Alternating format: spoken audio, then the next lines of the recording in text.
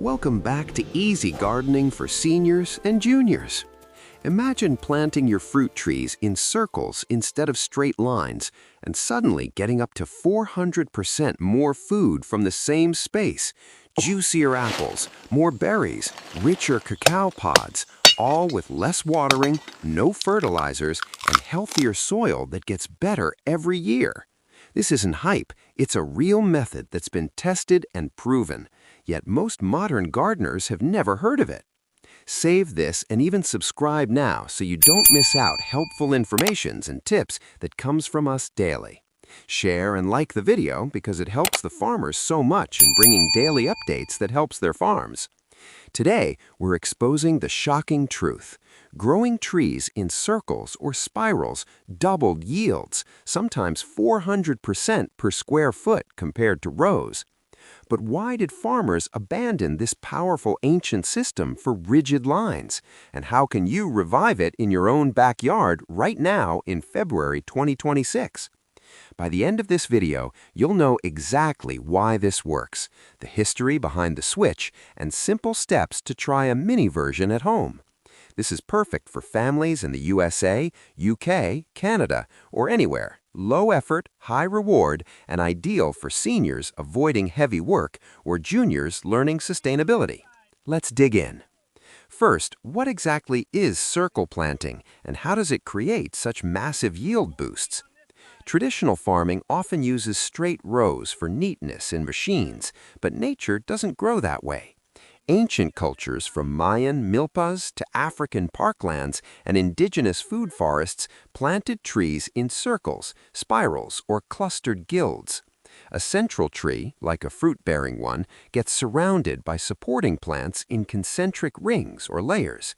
Nitrogen-fixing beans or clover at the base to feed the soil, berry bushes midway for mid-level fruits, herbs and flowers to attract pollinators and repel pests, vines climbing the tree for vertical space, and ground covers to lock in moisture and suppress weeds.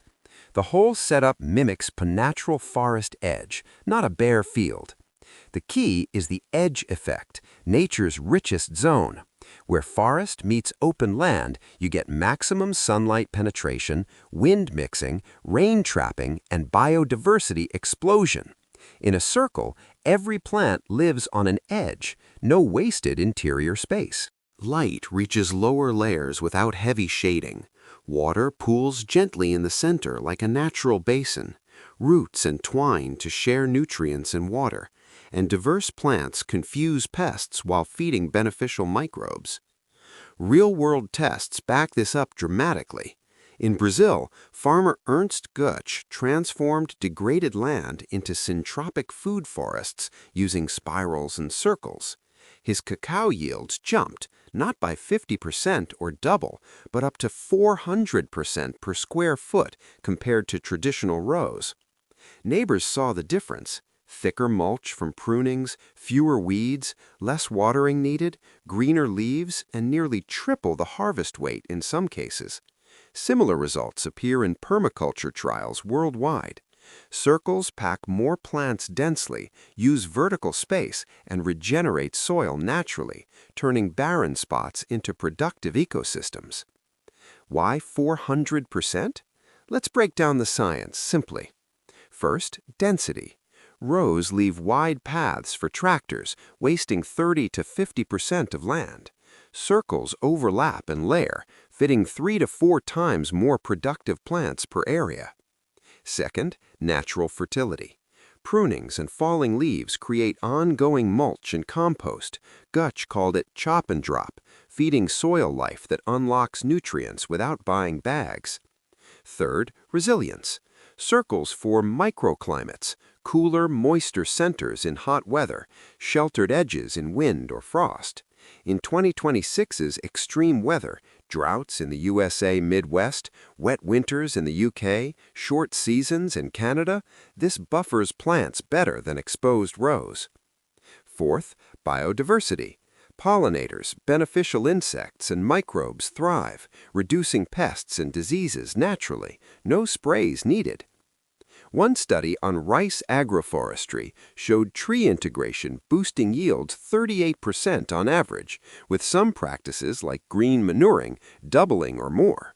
Food forests and guilds consistently outperform monocrop rows long term. Now, the big question: if circles worked so well for millennia, producing abundant, resilient food with minimal inputs, why did the world switch to straight rows? The answer lies in history and economics, not better results for the land or small farmers. For most of human agriculture, small-scale plots used circles or irregular clusters because they fit natural landscapes, maximized edges, and supported family needs. But starting in the 18th and 19th centuries, industrialization changed everything. The Enclosure Acts in England consolidated small fields into large ones for profit. Machines, plows, seed drills, harvesters needed straight lines to operate efficiently. Tractors couldn't turn sharply in circles. Rows let them plow, plant, spray, and harvest in endless straight paths without wasting time or damaging crops. Post-World War II, the Green Revolution amplified this. Chemical fertilizers, pesticides, and monocrops scaled up for global markets, making uniform rows ideal for machinery and quick profits. Rows won because they served big agriculture. Easier mechanization cut labor costs, uniform spacing simplified spraying and picking, and large monocrops fed factories and exports. But the trade-offs were hidden at first: soil erosion from exposed dirt, nutrient depletion requiring more chemicals, pest outbreaks in uniform plants, water runoff instead of retention. Today, we see the regrets. Industrial farms lose topsoil rapidly, yields plateau despite tech, and biodiversity crashes. Reddit and gardening forums are full of home growers lamenting row failures, erosion after rains, pest wipeouts, soil turning to dust.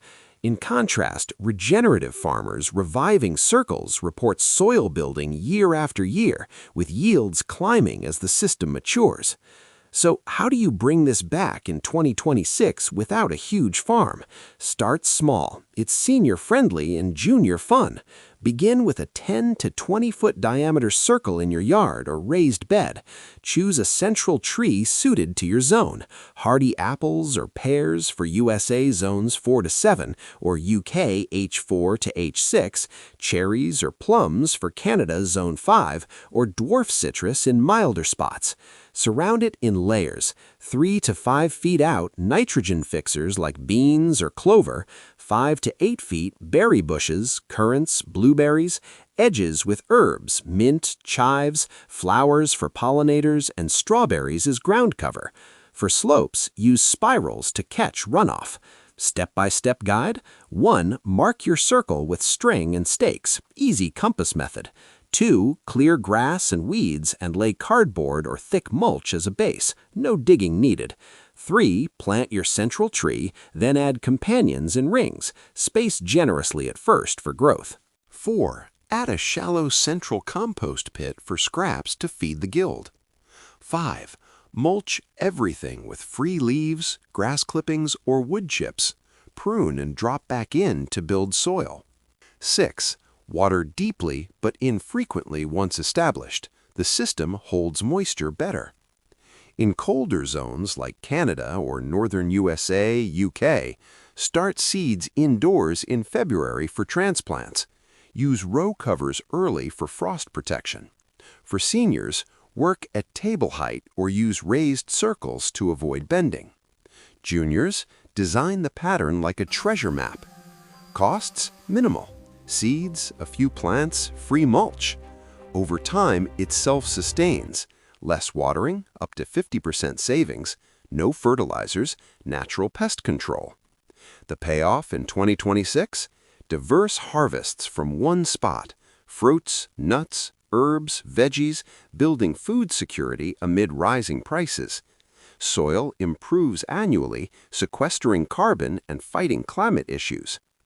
Reddit success stories and permaculture trials show small backyard circles yielding far more than row attempts, with joy from watching the ecosystem thrive. There you have it, the forgotten power of circle planting that doubled yields 400%, the industrial reasons we switched to rows, and why reviving it now is easier and smarter than ever. Don't wait. Sketch a small circle plan this week and start gathering plants or mulch. If this inspires you to ditch rows, like the video. Comment if you'll try a circle guild or your zone, and subscribe for more hidden hacks. Gardening should feed you abundantly. See you next time.